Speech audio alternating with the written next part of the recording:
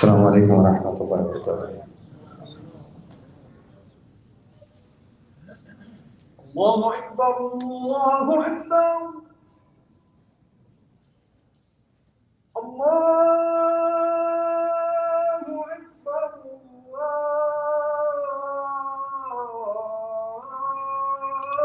الله أكبر. أشهد أن لا إله إلا الله.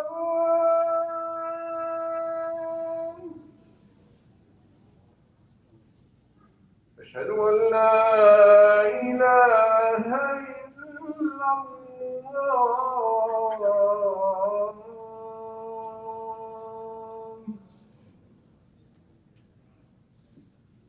أشهد أن محمدًا رسول الله.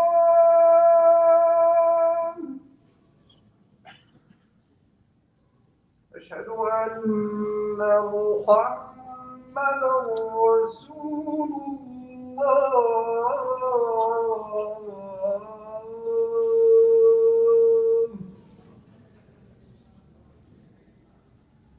حي على الصلاة.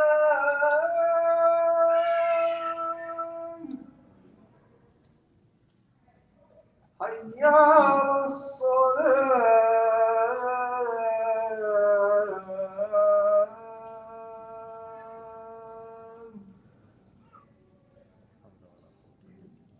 حي على الفلاح.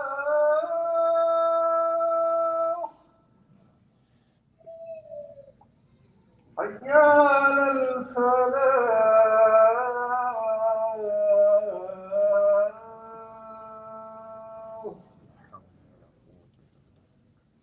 الله أكبر الله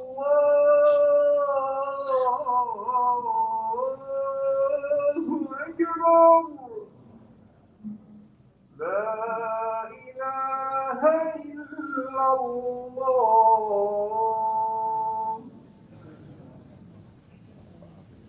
تتم الصلاة القائمة.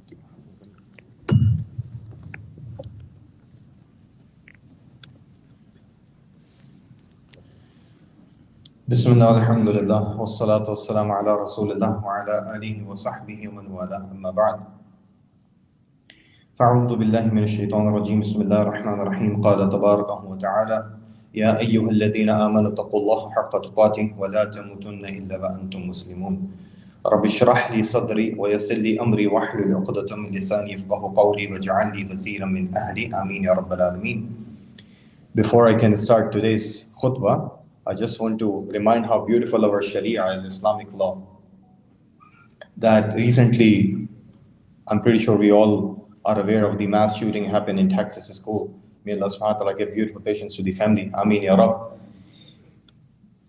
Every week now, this is becoming a pattern.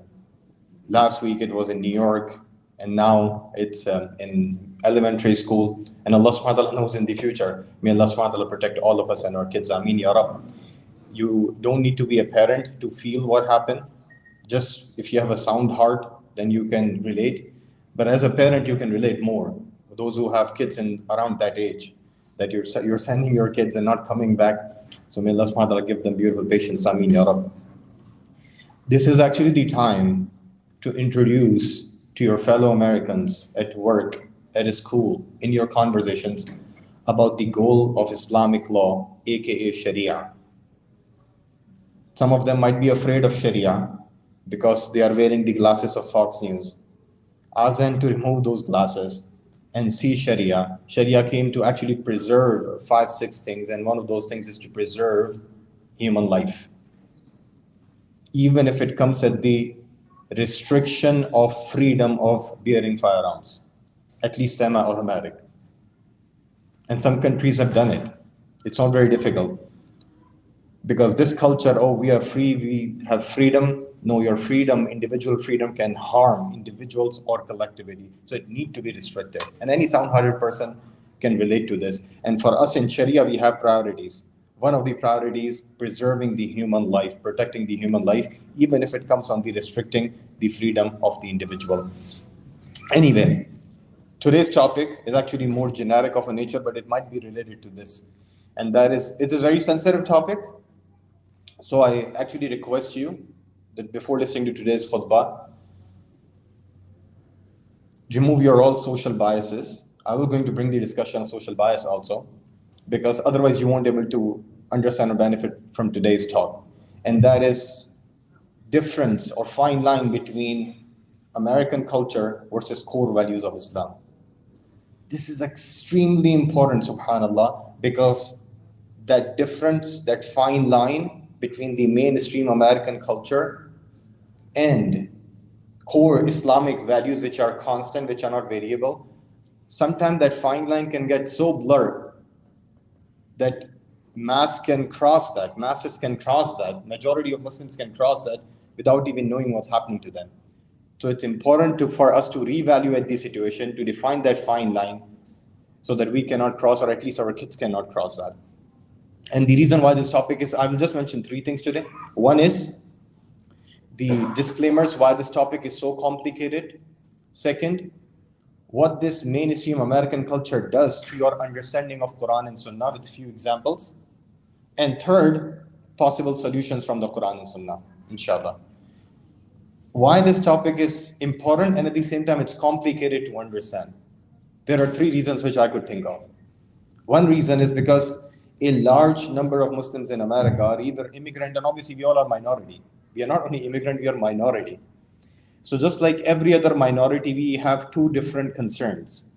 One concern is that if we don't have our own identity, this is a key word, if we don't have our own identity, and if we do not abide by core values of Islam, then eventually this flood of mainstream secular liberal American culture might take our next generation away within 1 or 2 generations. And then the other extreme reaction, because we Muslims, we have a habit of responding one extreme to the other from the other extreme. The other extreme reaction of this is that some Muslims are so afraid living here that instead of abiding by the core values of Islam in America, they are living in America, but they are abiding with the core values of their culture where they are coming from. And what it does, you are born in Pakistan and Egypt and Somalia, but your 2nd, 3rd generation Muslim kid born and raised here, they don't have any concern about that culture. So you will see that within 1 or 2 generations, they will lose interest in that cultural Islam. So it is important for parents to distinguish what is culture, what is religious core values of Islam, and give them which can stay with them. Second issue, why this difference between the mainstream American secular liberal culture versus core values of Islam, this topic is so complicated, is because Our early scholars of fiqh, sharia, they address this issue between culture and religion. All these scholars, it's agreed upon principle. Abu Hanifa, Imam Malik, Imam Shafi, Imam Ahmad ibn Hanbal, Ibn Taymiyyah, all these scholars. One of the principle which is agreed upon is al-ada muhakkama. Al-ada muhakkama, which means that the local custom, the local culture, if it is not in a conflict with Sharia, that will be considered as the basis of judgment where Sharia is quiet. Listen to this carefully. This makes it a little complicated. So for example, there's an ayah in Surah An-Nisa, ayat number 19. وَعَاشِرُوهُنَّ بِالْمَعْرُوفِ. Treat your spouse, treat your wife in a nice way. And how the scholars did the tafsir of the word ma'ruf, which comes from uruf, custom. They say that if your wife is from Pakistan, Egypt, Somalia, versus if your wife is in America, there will be different expectation, different cultural expectation of what is nice behavior in those cultures. So you have to fulfill those requirements of the cultural expectation as long as you are not conflicting Sharia. Did you see that? Sharia asks us in some cases to consider the local culture and make that part of Islamic law. And at the same time, Sharia also came to abolish some of the evil practices which is against the morality set by Allah subhanahu wa ta'ala. This is now becoming complicated. Now this is very fine line. Who is going to decide that this aspect of culture, actually our Islamic law will consider, and this aspect of culture is going completely against morality set by Allah subhanahu wa ta'ala, defined by Allah subhanahu wa ta'ala. So I will going to reject this. Because many a times, many Muslim families are not well equipped. And when we are not coming to the academic classes so that we can basically deconstruct and reevaluate all these things. So that's why it's really complicated also for a layman to understand this. And third, why this topic is becoming worse, culture versus religion. You will see that every Muslim, if you will ask, whether on far left on Muslim community or far right on Muslim community, if you'll ask them, are you extremist or moderate? What they will say? Will anyone accept I'm extremist? Whether on left or right? No. Everyone thinks that they are moderate, even if they are extremely liberal or extremely conservative. But that's the problem. So you will see a brother or sister in Muslim community who is on far left. When they will speak on culture versus religion, they will going to make everything halal on the name of culture. And if you will see a brother or sister on the far right in Muslim community, when they will speak about culture versus religion, and they think they are well equipped, they will going to make even halal things haram because they are on far right. No one is in the center or close to the center. And that's what makes it also difficult. I'll tell you how our mainstream American culture, this is point number 2, remember I told you, how our mainstream American culture will affect our understanding of Quran and Sunnah if we don't pay attention. We all have our social biases, right? We all have. No one can say, no, I don't have any biases. Everyone have their own social biases. Whether it's social bias based on gender, feminism versus masculinism, it's very sensitive. Whether it's political, socio bias, whether you have liberalism versus conservatism, patriarchy versus matriarchy, we all have our own biases. As a Muslim, should I buy these biases? Not primarily. Primarily, bias is not even a good word when you associate it with Quran and Sunnah because it has negative connotation. My standard, my benchmark of opposing someone or favoring someone, this is bias, right? Should come only from Quran and Sunnah, not from these biases, not from these social biases. The problem which it does, when I will going to see these social bias and I will going to have these social biases, liberalism versus conservatism, feminism versus masculinism, and I will see Quran and Sunnah, and if something is in conflict, then we are not confident to go back to these social biases and say, what's the problem with this social bias? What we do, we actually have a problem with Quran and Sunnah then. Oh, why Quran is speaking about this? This is not common sense. No. Go back to how you define common sense. Should I give you one example? Just two examples before we can move on to the possible solutions, because this is a very big topic. Islam says zina is haram. This is one of those things where you don't have disagreement. All these scholars say zina is haram. وَلَا تَقْرَبُوا الزِّنَا وَلَا تَزْنُونَ. Zina is haram. Zina is fornication. Fornication is haram. When you see this ayah or ayat like this, or hadith forbidding zina, from a Western liberal secular mindset, you know what comes in your mind? It's against individual choice and freedom. Why Islam have an issue if two individuals are doing something? Because it goes against core values of liberalism and choice and freedom. And these are catchy phrases, right? These are very catchy phrases. We drink this every morning and every evening through Netflix, through media, through liberal art colleges, and we don't even know. And when ayat like these will come, actually this is sound argument. Why Islam is against personal choice. Why Islam doesn't give freedom. Now you will see that, subhanAllah, Islam gave this argument, zina is haram, because Islam promotes family stability. Right? Everyone understand this. And family stability is so important, even if that comes by restricting your freedom on sexuality, then Islam will do that. Islam will restrict your freedom because Islam wants to promote family system. That's an argument. But if you were going to think, oh no, this is against the freedom, then this is just farther from the truth. You know why? Any person with a sound heart, he will or she will going to recognize that individual freedom need to be restricted, otherwise there will be collective harm. Just like I gave you the example in gun laws. If you have a car, I guess most of us have here a car, right? Can you drive that car in 90 miles per hour?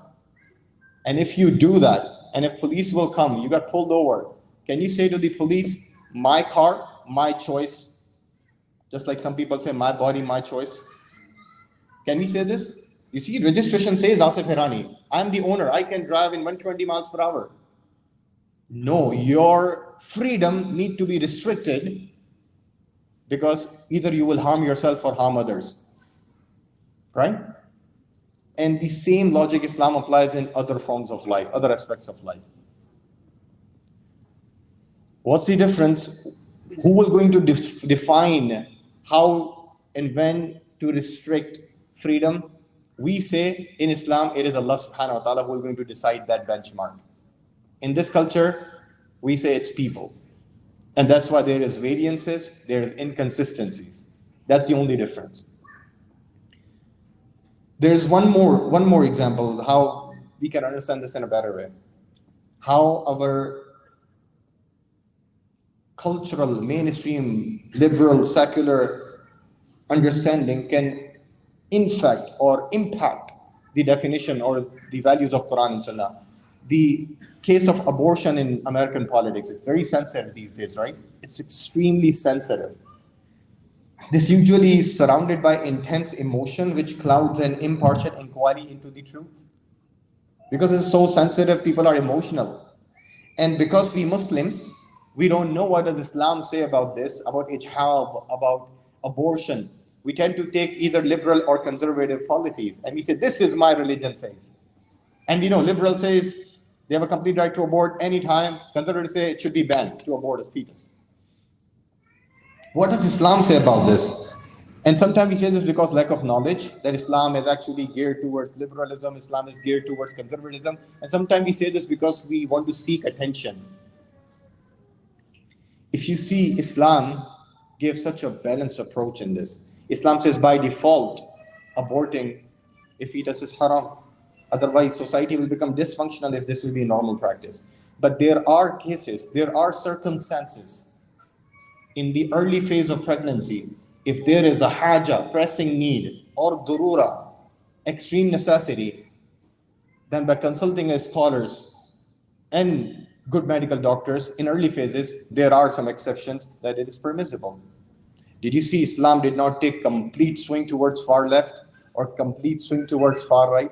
Islam have its own standard. But if you don't, and this is by the way everything, women rights, Islam have everything. Islam restricts right of the woman and restricts right of the men. Because Allah is a creator, Allah knows how to utilize us better. But if you don't see from Islamic lens, if you see from this modern day dynamics and these biases, then you will eventually end up in having a corrupt understanding of Quran and Sunnah, because whatever goes in line with your social bias, you will say, I'm Muslim. And whatever goes against your social bias, you will say, no, I don't understand this ayah, so I would actually keep this ayah on side. Now, what's the solution? Inshallah, in this last few minutes, I'll give you 4 or 5 solutions. And this is open topic. You can even give me feedback, inshallah. But I was thinking for a long time how to speak, because this is a sensitive issue.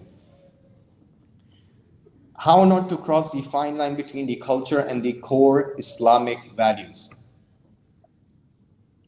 First, do not respond to one extreme from the other extreme. Do not respond to one extreme from the other extreme. This is global disease we are struggling with. We Muslims, we are coming from, let's say, different Muslim majority countries. If you have a problem with conservatism in that country, just because of your allergy towards conservatism, you should not embrace liberalism in this country, because that's the other extreme. Because you might get rid of conservatism, but you will have huge issues with liberalism. Don't respond to one extreme from the other extreme. We are swinging like pendulum. If you are becoming masculine, it's just because you have some allergy with feminism. That's a problem. Come to Islam as a Muslim, because we have our own standards.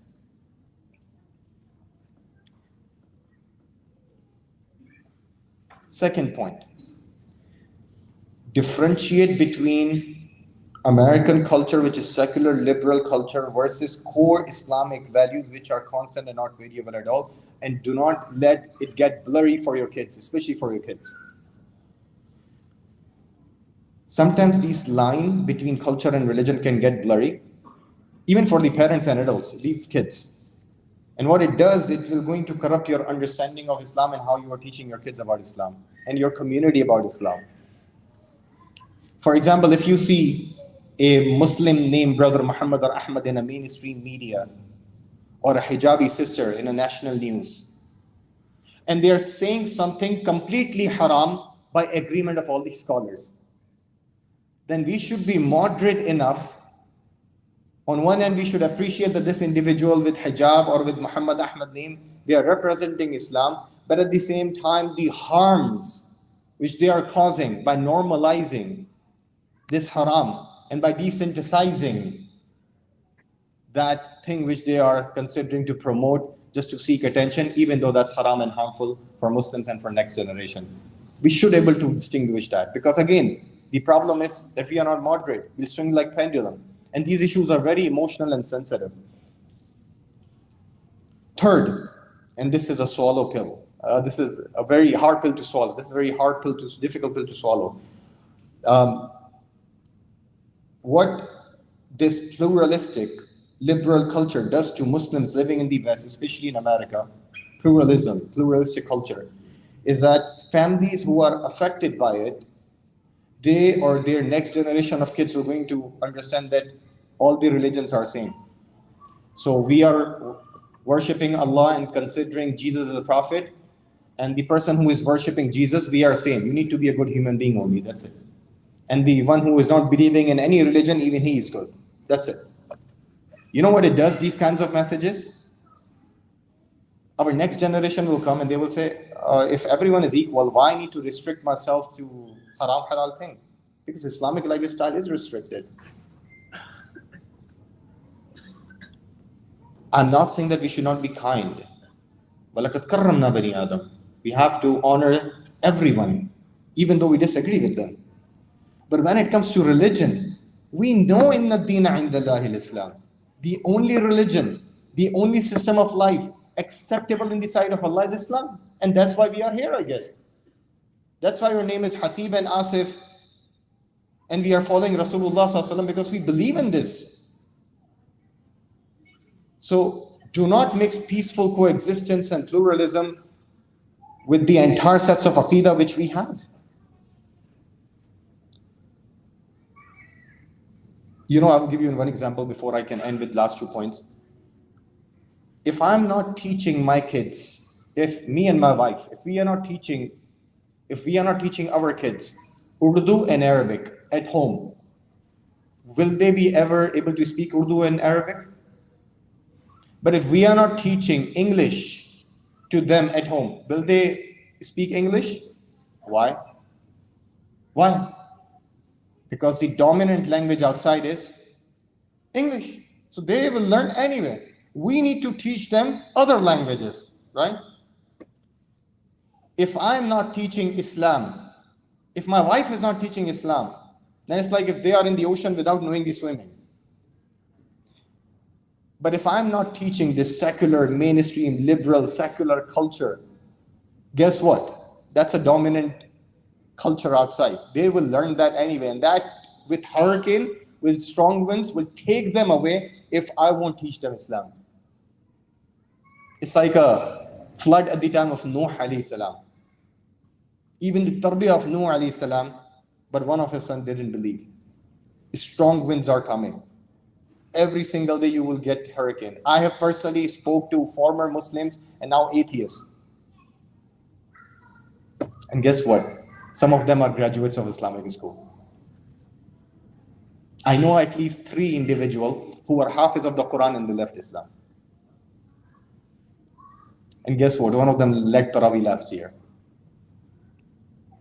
Do not think just by dropping the kids to Islamic school, we have done our job. And I'm not saying that no one should take responsibility. Masajid, Islamic school, community, everyone is responsible. But come out of this. Be respectful. Be kindful, but be confident. Don't just go in the flood of pluralism. Last thing before I can end, inshallah. Last 2 things. Introduce people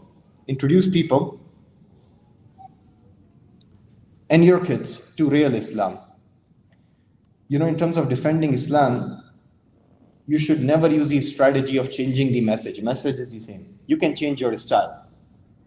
Obviously, the way you're talking to your friends in high school about Islam, that style will be different than you're talking to the professors in Yale University about Islam, right? There should be a difference. But the message, core values should be the same.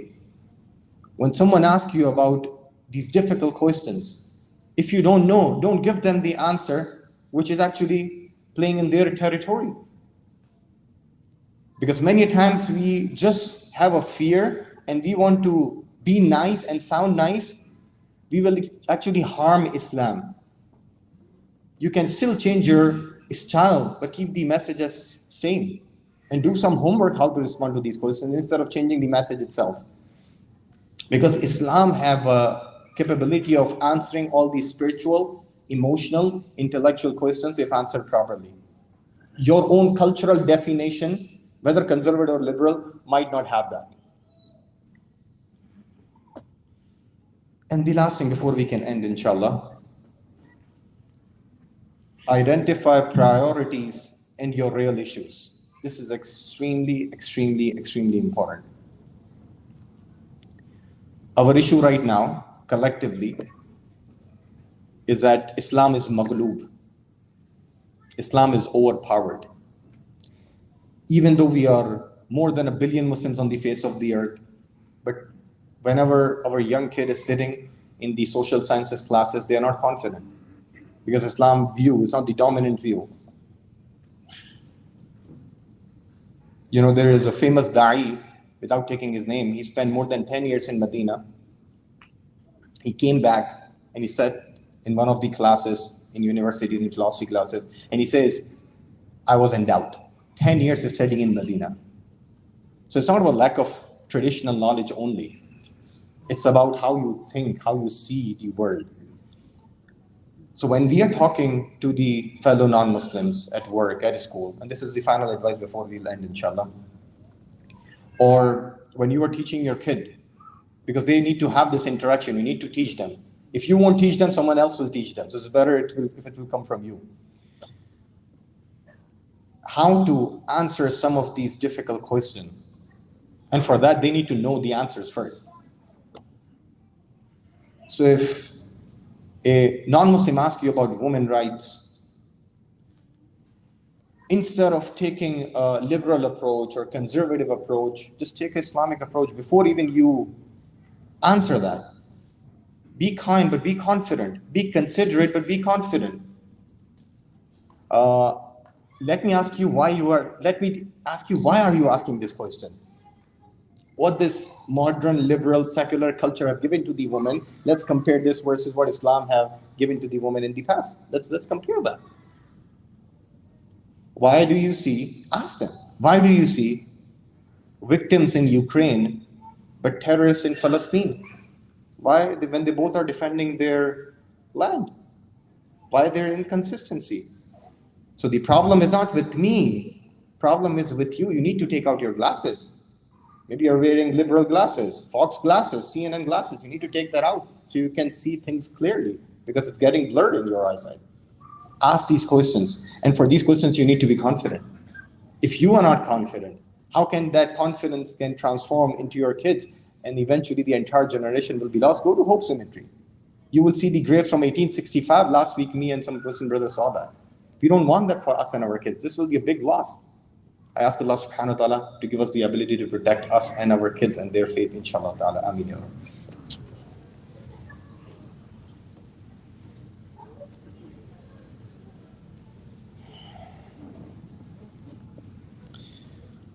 Bismillah, alhamdulillah, salatu wassalamu ala rasulillah wa ala alihi wa sahbihi wa wala. فأعوذ بالله من الشيطان الرجيم بسم الله الرحمن الرحيم قال تبارك وتعالى هو الذي أرسل رسوله بالهدى ودين الحق ليظهره على الدين كله ولو كره المشركون في مقام الآخرة وكفى بالله شهيدا. اللهم صل على محمد وعلى ال محمد كما صليت على ابراهيم وعلى ال ابراهيم انك حميد مجيد. اللهم بارك على محمد وعلى ال محمد كما باركت على ابراهيم وعلى ال ابراهيم انك حميد مجيد. اللهم انصر الاسلام والمسلمين. اللهم اخذل من خذل دين محمد صلى الله عليه وسلم ولا تجعلنا معهم. اللهم لا تدع لنا ذنبا الا غفرته ولا هما إلا فرجته ولا دينا إلا قضيته ولا حاجة من حوائج الدنيا والآخرة إلا قضيتها يا أرحم الراحمين ولا مريضا إلا شفيته ولا ميتا إلا رحمته ولا ضالا إلا هديته يا أرحم الراحمين. أقول قولي هذا واستغفر الله لي ولكم ولسائر المسلمين والمسلمات فقيم الصلاة.